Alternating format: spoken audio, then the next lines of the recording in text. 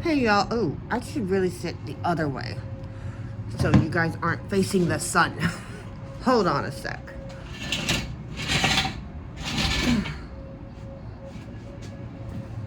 That's a little better. A little bit. I just decided to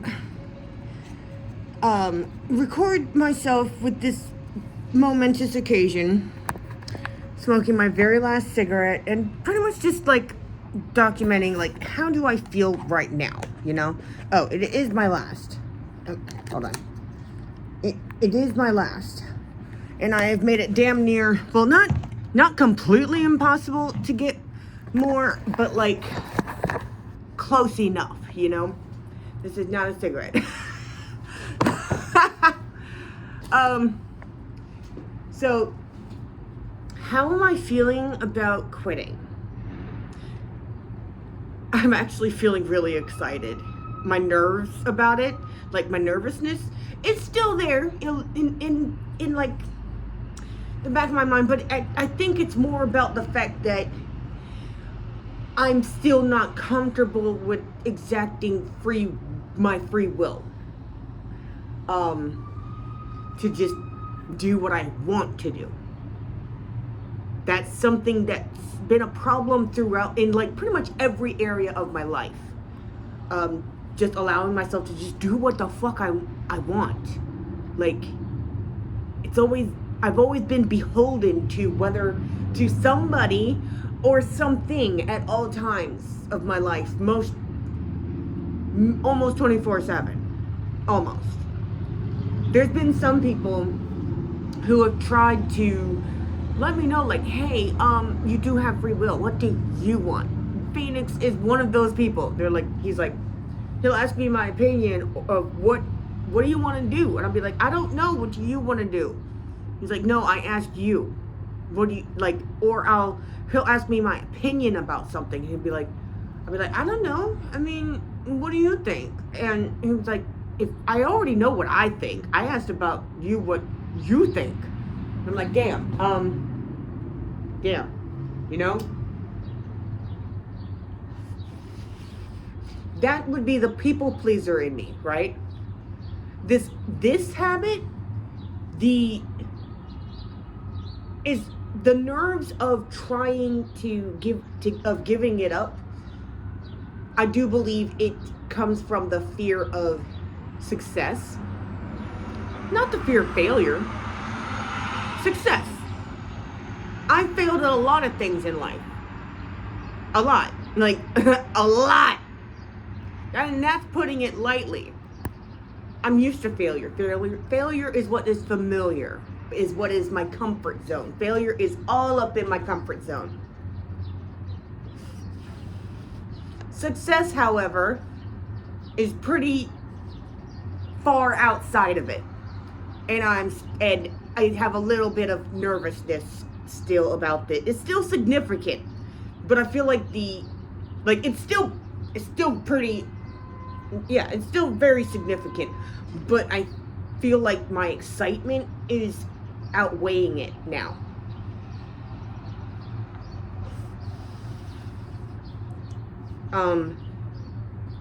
Like, y'all, I'm finally gonna have the kind of life I actually want. That doesn't have smoking. I don't want to be a smoker anymore. What I want to be is I want to be a person who has hobbies. I want to live an active lifestyle. I want to make things. I want to create art in whatever medium, because I do believe that all creativity is art.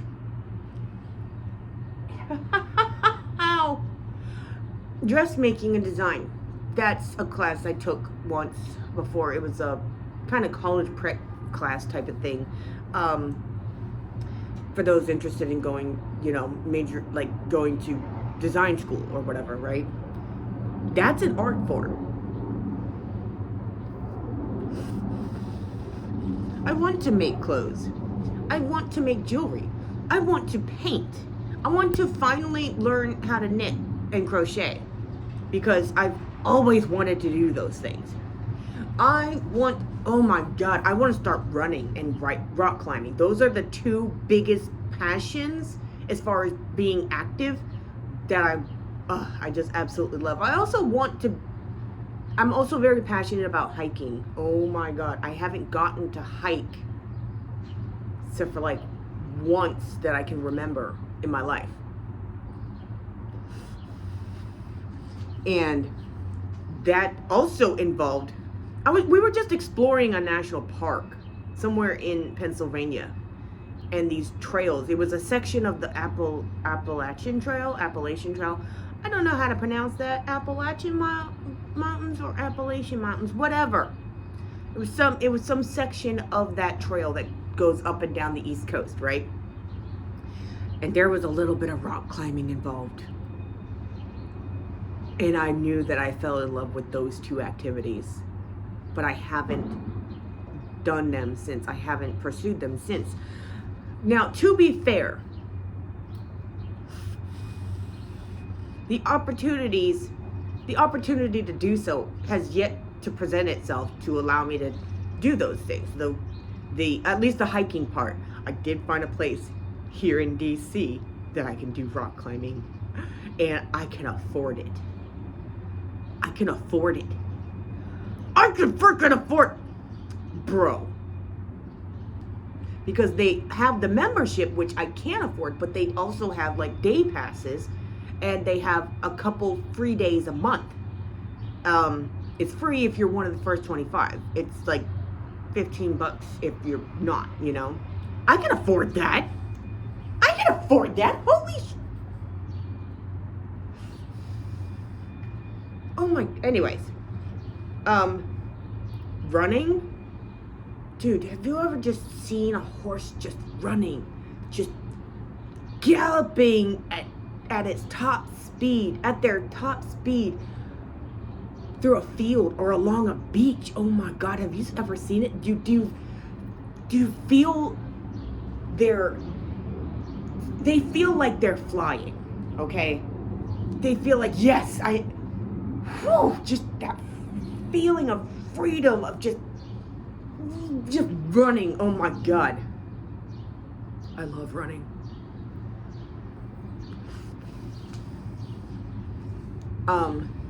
Also, I need to lose the weight. I need to lose weight in order to get my umbilical hernia surgery. And if I can breathe, I can be more active.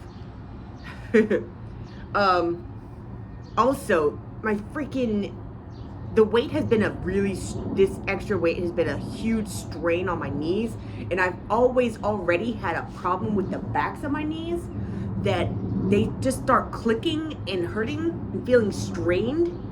After running, it's just been a thing the whole time, and the weight has made it worse, right?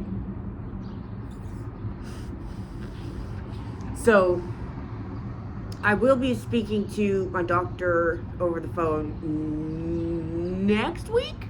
Yes, next week, about what do I do? What do I do?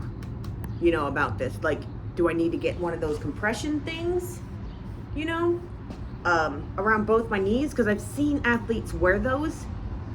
I've also seen them tape their kneecaps and stuff, which I think will help, because I've never had problems with my kneecaps before, like the front of my knees, and I have been lately, ever since gaining all this weight all at once.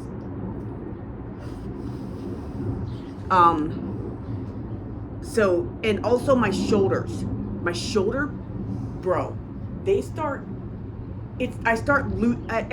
I end up too active, if I'm doing too much of this stuff, especially my right shoulder, it starts being painful just to lift. Like, the muscles feel fine. It is definitely is that a ball joint? Somebody let me know if I'm right about that. Like, is that a ball joint, like your hips, you know? But yeah, it starts hurting, and if I can just address these issues and be able to breathe throughout the whole workout, I'll be able to live the life I've always wanted. Do the things that I've always wanted. Also, the time I spend smoking versus the time I could be spending on my hobbies, bro. That's gonna be time well spent. Also, going back to the active lifestyle, being able to breathe throughout an entire workout and through running and stuff. I've always had exercise-induced asthma, also known as athletic asthma, where I can't breathe when I'm doing stuff like physical activities. I start breathing really heavy and find it hard to breathe. I didn't know this. I didn't know this was a thing. I've just always had the problem. There was only one person in my formative years that noticed that that's my problem. And that would be my one gym teacher, Mr. Waldorf. He was a great gym teacher. I'm not gonna lie, man. He was freaking awesome. He noticed during one gym class where we were doing the running and stuff, the state thing that they make you do, the mile run, the track runs, the long jumps and stuff, and like whatever, the dashes, whatever. And he's like, I need you to sit down. You have asthma. I was like, I don't have asthma. My brother has asthma, but I don't have asthma. I'm just out of breath. He's like, you have asthma. I don't need you collapsing. I'm like, yeah.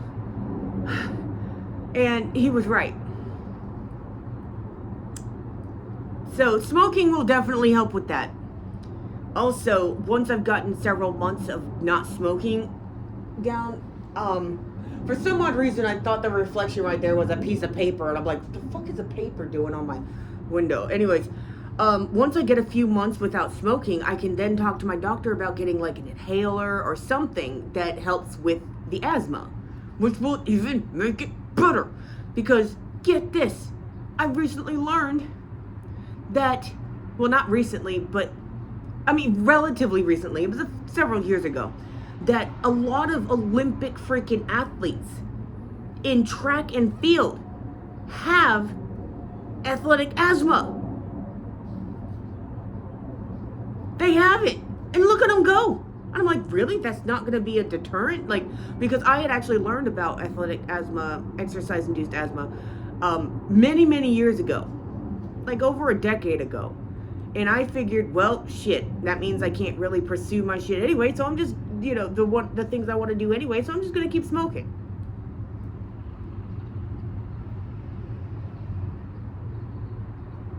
Oh.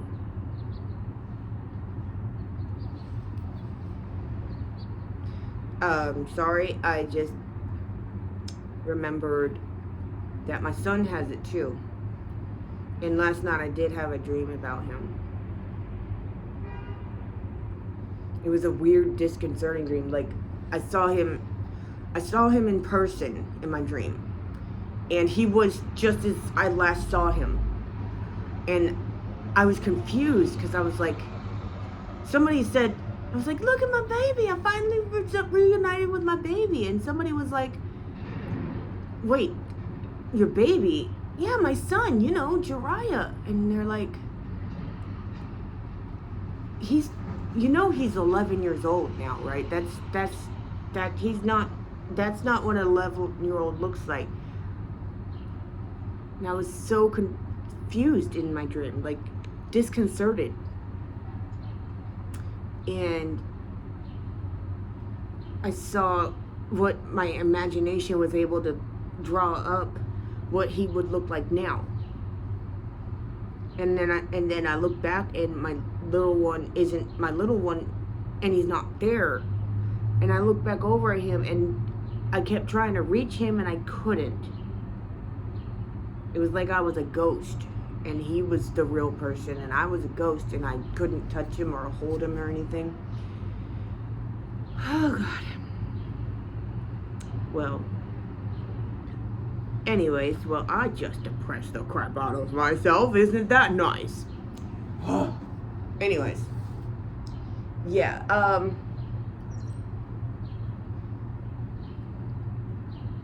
well, damn. Well, damn.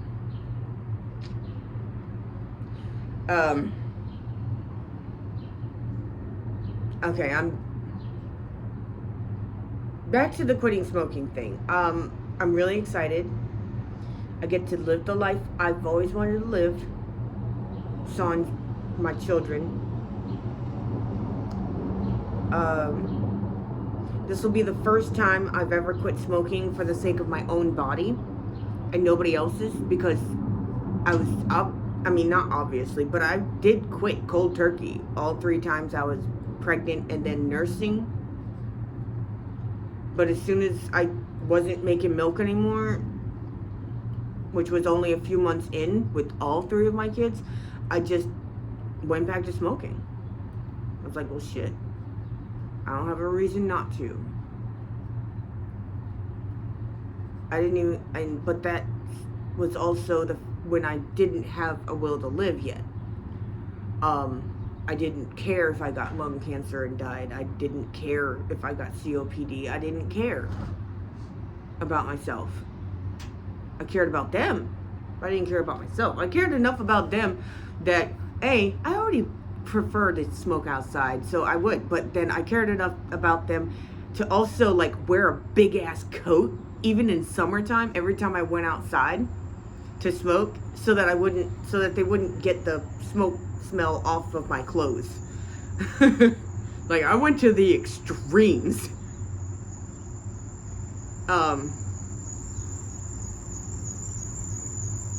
Oh, bro, I don't know which belt that is, but you need to get some of that. Hold on. Okay, the screechy car is gone. Oh my god. Oh my god, that was yeah. Anyways. So yeah. That is a huge part of my nerves, is that unhealed part of me that's still scared to live and like actually get what I want and give myself what I deserve. That part of me that's still in there is the part that's still scared.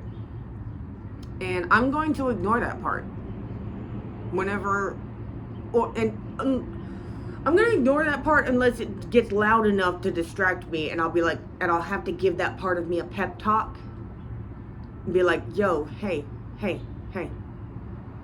it's okay. You're allowed to be happy. Anyways, I love you, and I'm hoping to come back to this video later and be like, hey, yeah, Faye did it. I did it. And I'm doing it. And this is not an April Fool's video. I keep forgetting that's even a thing. I keep forgetting that's a thing. Anyways, I love you guys. Thanks for listening to me rant and, well, not rant. I'm not ranting. Thanks for listening to me. Just thanks. Thanks all of y'all for joining me on this journey of healing and, giving myself permission to give myself what I want. I really hope that these videos, just seeing me being the hot mess that I am and seeing me keep trying no matter how many times I fail, I really hope this is helping somebody. I really do. I really hope it's helping to see, I hope that people can see themselves doing what I'm doing. Like, be like, you know what? Okay, this isn't so bad. Look at them. Look at them. Look at them. They're just doing it. Why is Faye just still going? Why is Faye still going? But wow, Faye keeps failing. And Fair's still going. Well, then I can too. And that's my hope, y'all. I really just, that's what I hope. You can heal. You deserve to heal. And I hope you do. Love you guys. Bye.